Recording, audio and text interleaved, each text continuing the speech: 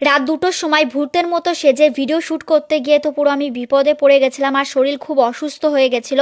আমার সাথে জীবনে ১ম বার এমন কোনো এক্সপেরিয়েন্স হলো। চলো তোমাদের সাথে পুরোটা আমি শেয়ার করছি। আর ভিডিওটার ভয়েস দিতে গিয়েও কিন্তু আমার ভয় লাগছে। ১ম এ ১২টা থেকে কিন্তু আমরা ভিডিও করা স্টার্ট করেছিলাম। ১ম এ আমি রং মাখছিলাম, তখনও কিন্তু কোনো প্রবলেম হয়নি। প্রবলেমটা শুরু হয় তখন থেকে, এই যে ফেব্রিকটা পুরো এক হাতে দেওয়ার পরেই কিন্তু আমার শরীরটা কেমন অসুস্থ হতে শুরু করে। আর এই যে মুখেও আমার ভুল হয়েছিল যে আমি পুরো মুখে আমার হোয়াইট কালারটা না পেন্টটা অ্যাপ্লাই করার পরেই কিন্তু আমার শরীরটা খারাপ লাগছিল। আর আমার বর বলছিল, তুমি হয়তো ভিডিওটা শ্যুট করতে পারবে না, তুমি বন্ধ করে দাও, কারণ অনেক রাতও হয়ে গেছে। আমি বললাম, না, এত কষ্ট করে যখন আমি এক হাত মুখ পুরো কমপ্লিট করে নিয়েছি, তাহলে আমি ভিডিওটা শ্যুট করব। কিন্তু দেখো, এরপর হবে মাথায় যখন আমি পাউডারটা দিই না, আমার মাথাটা কেমন ঝিমঝিম করে ঘুরছে। আর প্রায় অনেক রাত হয়ে গেছিলো তখন। আমার মনে হচ্ছে যে আমার হয়তো শরীর খারাপ লাগছে, রাত হয়ে গেছে গরমে।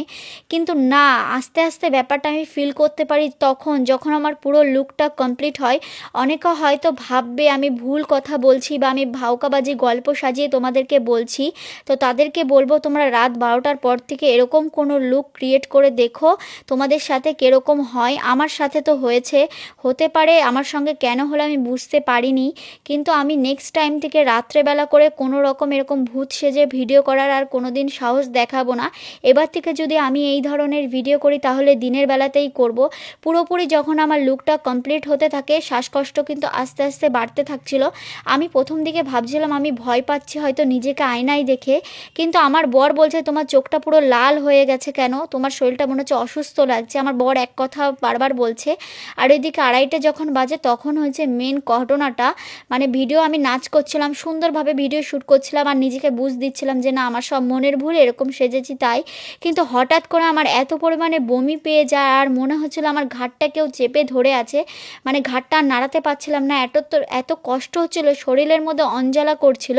আমি দৌড়ে কিন্তু ঘরের থেকে বেরিয়ে গিয়ে বেসিনে গিয়ে মেকআপটা তোলার চেষ্টা করছি। ওইদিকে শাশুড়ি মা আমার মানে বমির শব্দ শুনে, আমার চেঁচামেচি শুনে, আমার বরের কথা শুনে কিন্তু উঠে আসে আর আমাকে ভীষণ বকাবকি করে যে রাত্রেবেলা করে আমরা কি শুরু করেছি বাড়িতে।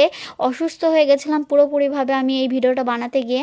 আমি জীবনে কোনো দিন এরকম আর করব না যে রাত্রেবেলা করে ভিডিও এরকম ভূত সেজে ভিডিও করার। হয়তো আমার কথা শুনে অনেকে রিলেট করতে পারছো আমার ব্যাপারটা।